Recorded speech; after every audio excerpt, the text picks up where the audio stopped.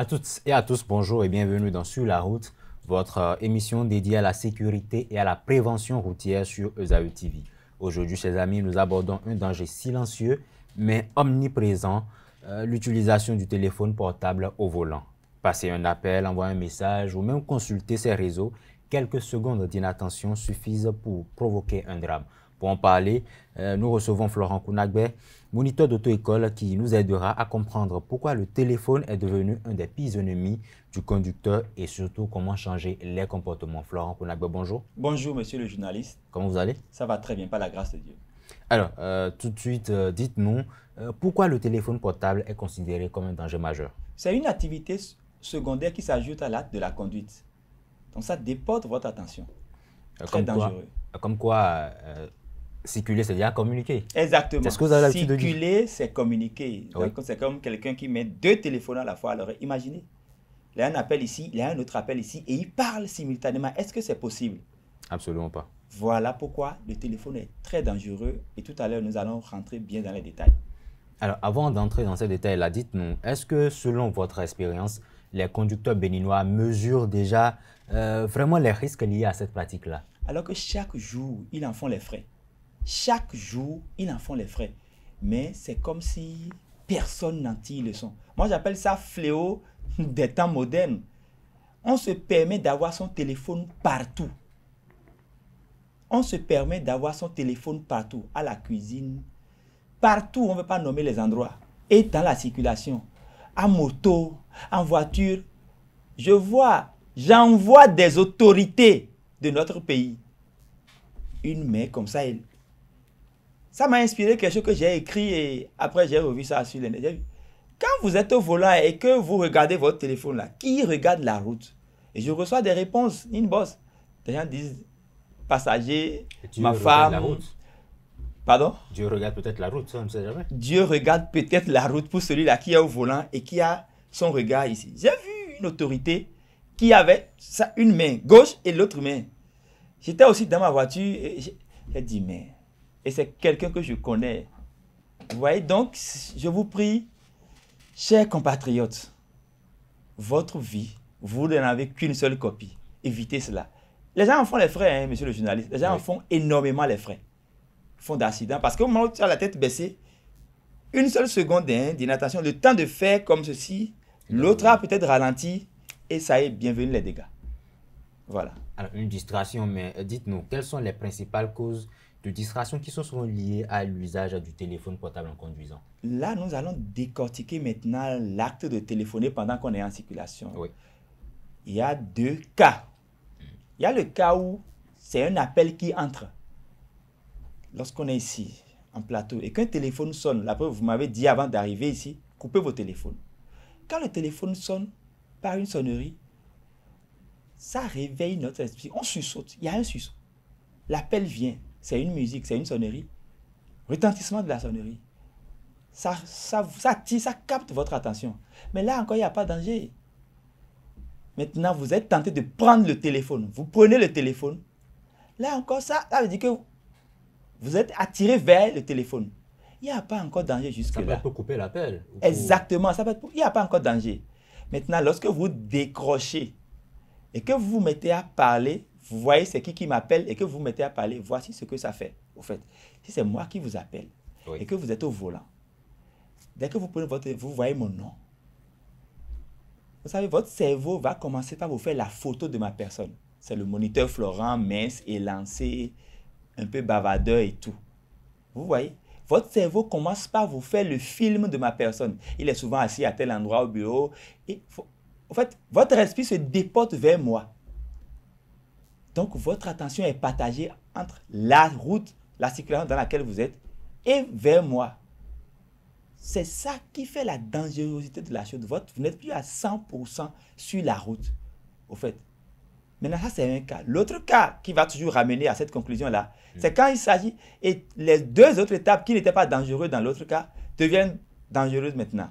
Quand vous prenez le téléphone et que c'est vous qui voulez appeler, prendre le téléphone, chercher le nom ou composer, tout ça dépend déjà de votre attention.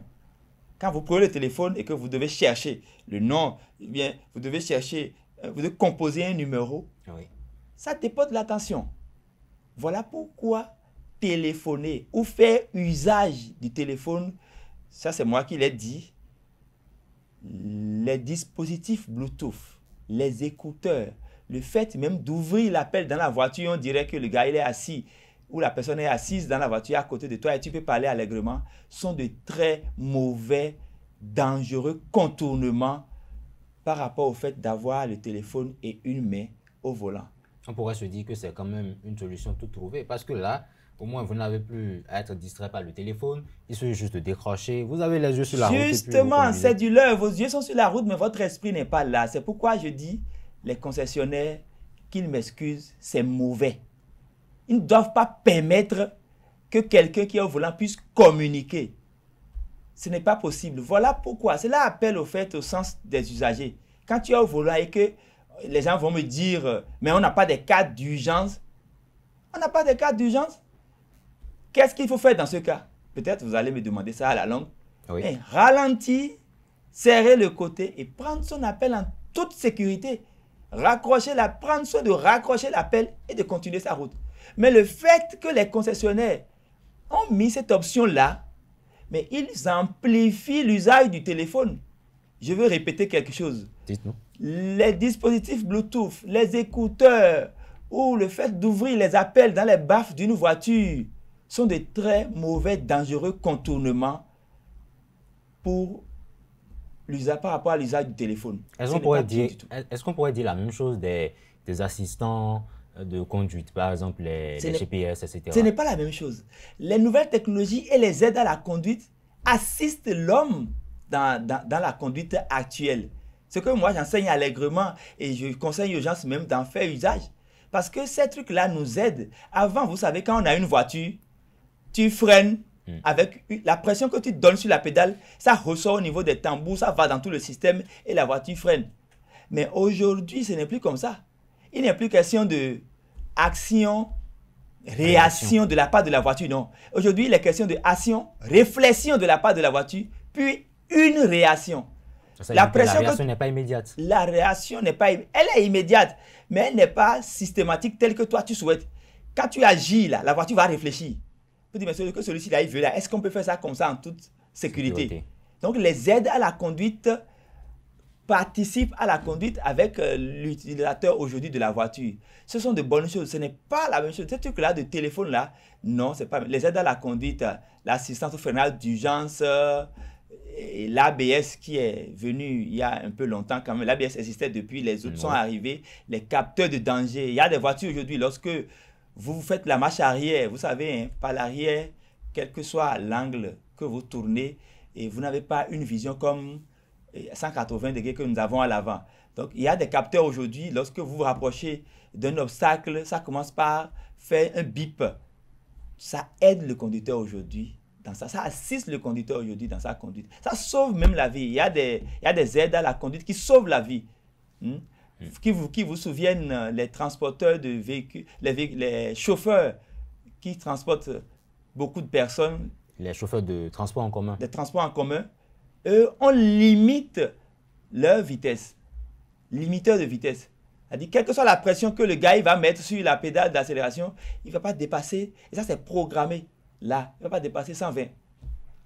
C'est des trucs que les gens font, les propriétaires font, qui sont très bien. Donc, les aides à la conduite, les nouvelles technologies, aident le conducteur, assistent le conducteur aujourd'hui dans sa conduite.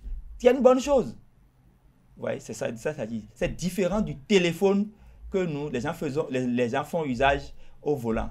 C'est une très mauvaise chose et je voudrais répéter encore une fois. Les dispositifs Bluetooth, les écouteurs, le dispositif que les concessionnaires ont fait pour permettre aux gens d'ouvrir les appels dans les baffes d'une voiture sont de très dangereux mauvais contournements. Ce n'est pas bien du tout. Pour prendre un appel, il faut se garer, prendre l'appel et reprendre la route parce que l'appel déporte votre esprit. C'est ça la dangerosité qu'il y a dedans. L'appel déporte votre esprit. Si c'est votre papa qui vous appelle, votre mari, votre femme ou votre enfant vous appelle, tout de suite, votre esprit va vers cette personne-là et votre cerveau commence par vous faire la description de cette personne-là. Vous imaginez la personne dans son cadre, dans son milieu tel qu'il est. S'il est à l'école, il serait peut-être à tel endroit. S'il est au bureau, ainsi de suite. La personne vient dans votre esprit, au fait. Et tout ça déporte. Maintenant, ce que je n'avais pas dit, ce que la personne vous dit, l'information que la personne, le message que la personne vous apporte à travers l'appel. Il peut y avoir des messages qui vont vous empêcher d'être présent dans la circulation. Tu es au volant et c'est en ce moment qu'on t'appelle pour t'annoncer, par exemple, que telle personne a une situation malencontreuse. Ou bien on te dit, on vient d'arrêter quelqu'un de très cher à toi. Ou bien on t'annonce une nouvelle qui te déstabilise. Alors que la circulation a besoin de ton attention à 100%. Et même bien plus. Parce que tu vas conduire pour toi et conduire, anticiper sur les erreurs que les autres usagers pourraient commettre. Mais à quel moment tu aurais le temps de répondre à un coup de téléphone et d'analyser l'information qu'on t'apporte? Le choc que cela pourrait Le choc que cela pourrait constituer pour toi. Alors, selon vous, est-ce qu'on pourrait dire que les sanctions judiciaires prévues par la loi au Bénin est déjà assez suffisantes pour éradiquer ou bien pour contenir le phénomène? Parce que c'est vrai, en cas d'accident, on cherche quand même à vérifier tout ça. Et il y a des sanctions qui sont prévues au Bénin. Tout à fait. Est-ce que selon vous, les dispositions judiciaires et pénales sont déjà assez suffisantes pour s'occuper de ce mal-là, pour dissuader surtout les conducteurs? Non, ce n'est pas suffisant. Et je pense qu'avec ce projet de loi qui est parti à l'Assemblée, les mesures seront encore plus corsées. Imaginez quelqu'un... Vous parlez là du code? Oui, le code qui a été transmis à l'Assemblée. Vous savez, imaginez quelqu'un qui sait que si on le surprend au volant, il va payer par exemple 100 000. En étant au volant et qu'il a le téléphone, il va payer 100 000. Vous croyez qu'il va oser prendre son téléphone sans s'arrêter? Il va s'arrêter avant de prendre son téléphone. Quelqu'un qui sait que s'il va à une fête et qu'il est en état d'ébriété, j'ai déjà vu un monsieur au cours d'une fête, on lui a dit, mais c'est toi qui as la clé. Il a dit, je vais conduire. Je me connais, il se dit souvent. Je me connais. Et il s'est mis dedans. Si celui-là, il sait, il a conscience que lorsque on va me surprendre au volant en état d'ébriété, on va me demander de payer une amende de 500 000 francs, il va oser, il ne va pas oser. Donc, je prie et j'espère, je croise les doigts que le code va nous revenir avec des mesures plus corsées et plus rigoureuses. Et qui vont dresser l'État. Nous avons besoin de nous tous les uns les autres. On n'a pas besoin de quelqu'un qui est invalide ou bien qui est là et qui devient une charge pour sa famille. La nation commence à partir déjà des cercles familiales. C'est pourquoi je vous disais un de ces jours-là, ici même, que lorsque nous démontrons aux gens les implications d'un accident, les gens, ça s'agisse. Quand on va décortiquer, quand on dit un accident s'est produit, d'ailleurs, vous m'avez parlé de ça quand on était à la salle d'attente l'autre jour. Mais quand un accident se produit, on va décortiquer. Les gens vont comprendre. Les gens vont comprendre. Nous étions aidés. Ce n'est pas notre chose. Non, non, non, non. C'est pour votre santé, c'est pour votre bien-être. Parce que quand vous êtes accidenté là, c'est votre famille, vos amis, les collègues. Les gens ne sont plus à l'aise. Et puis, pour ceux qui prennent des risques, c'est mon patron qui m'appelle. Et tu ne peux même pas prendre les dispositions avant de prendre l'appel et tu prends l'appel. Le patron dont tu as peur là, qui t'appelle et que tu as si peur de ce patron-là, quand tu vas faire un accident, tu seras couché dans le lit là. Il va acheter pommes, fruits verts là, plus 10 000 et venir toupiller pour toi pour dire, ah oh, et un roulement, ma ou n'en devait si si ça va dépasser ça, le Seigneur va t'en noter. Lui, il est reparti au bureau, hein. Mais tu as tellement peur de lui pour ne pas prendre les dispositifs et tu t'es mis en danger, maintenant te voilà couché au lit. Celui dont tu avais peur, hein, celui dont tu ne peux même pas prendre les dispositions avant de prendre ton appel. Hein. Voilà, tu es couché et voilà ce qu'il vient faire. Et ça, c'est quand le patron a un peu d'humanité en lui. C'est ça. Sinon, il va envoyer la secrétaire te voir avec une enveloppe de 20 000 pour dire paye Orange 500 pour lui donner.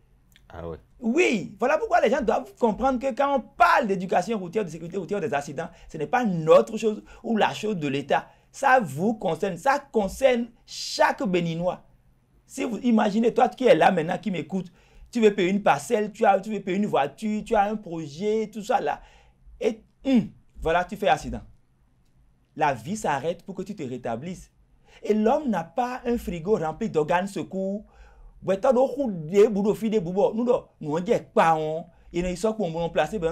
l'homme n'a pas un coffre-fort d'organes secours quelque part où lorsque un organe sur lui, naturellement venu avec lui, s'abîme, il va ouvrir et prendre l'autre et replacer, et ça continue. Ça n'existe pas chez l'homme. Peut-être au soudeur, l'homme n'a pas de soudeur. Voilà pourquoi nous demandons à toute la population, faites attention à votre vie. Votre vie est précieuse. Vous ne devez pas s'amuser avec votre vie. Vous avez de bels projets. Il faut que vous puissiez quand même rester en forme pour jouir de tous les efforts que vous fournissez. Vivre d'abord, c'est un défi et ça demande d'efforts. Maintenant, ajoutez à cela votre inattention. Si vous ne prenez pas l'appel là, si tu ne prends pas l'appel en conduisant, en circulant là, qu'est-ce qui... Mais ça va empêcher quoi? Ça va supprimer ta vie. Mais l'inverse, oui. En prenant l'appel pendant que tu conduis, ça peut supprimer ta vie.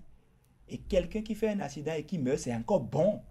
Ah oui. Oui, monsieur le journaliste. Celui qui fait un accident et qui Et meurt. qui encore meurt, c'est encore bon ça. bon. Dans quel sens? Voilà. C'est encore bon parce que les gens vont se débrouiller pour faire la fête une fois. Donc ça réduit en quelque sorte les dépenses. Mais c'est encore bon, ça réduit les dépenses et ça réduit tout ce que cela, lorsqu'on va décrypter les accidents, tout ce que cela comporte là, ça réduit tout cela. Quand vous faites un accident et que vous mourrez, c'est mieux pour tout le monde. Maintenant, revenons dans l'autre sens. Vous faites un accident et vous n'êtes pas mort. Et vous êtes comme acquis dans lien. Donc, vous êtes devenu comme un légume. Oui. Et vous êtes couché là et tout le monde doit vous apporter à manger. Les amis arrivent, les collègues arrivent. Votre femme et vos enfants sont dehors dans la salle d'attente. Les moustiques, les pics, tout le monde est là. Et la prière de tout le monde, c'est qu'il... Oh, est-ce qu'il a mangé? Est-ce qu'il a fait ceci? Et tout le monde est là. L'argent vient, on a vendu ta voiture, la parcelle de Glo a été vendue. L'argent vient, mais ça ne se rétablit pas. Jusqu'à ce qu'on a dépensé 3 millions dans cet accident et tu n'es pas rétabli. Ce que je dis là, c'est un cas vrai qui s'est produit non loin de mon auto-école. C'est un menuisier qui a fait un accident, qui a broyé ici. Je vais m'en arrêter là pour les détails, sinon les gens vont dire que je parle de lui. Et après, on a dépensé 3 millions. Pour son cas, lui exactement, on a dépensé, les gens ont dépensé, on n'est pas impliqué, 2 800 000 pour le cas dont je vous parle. Et après ça, il meurt maintenant. Les gens doivent chercher l'argent maintenant pour l'enterrer. Et ça, c'est encore bon. Maintenant, pour quelqu'un qui n'est pas mort et qui est à vie resté invalide, à vie, vous savez ce qui se passe, qui est triste. Même tes propres enfants vont commencer par souhaiter ton départ. Même tes propres enfants, vite ou tout les papa ni bon même les enfants, ta femme va dire ils ne vont pas le dire ouvertement, mais ils vont le dire dans leur cœur. En tout cas, ils ne vont pas le dire devant toi. Non. Bon, s'ils t'aiment d'un amour très fort, ils ne vont même pas le dire ailleurs. Quoique nous, on entend. Hein. Oui. Moi, j'entends ça. Mais il y a d'autres qui vont l'être. Mais imaginez, tu es là, tu es tétraplégique, tu ne peux rien faire. Et l'homme doit tout te faire. Et tu souffres.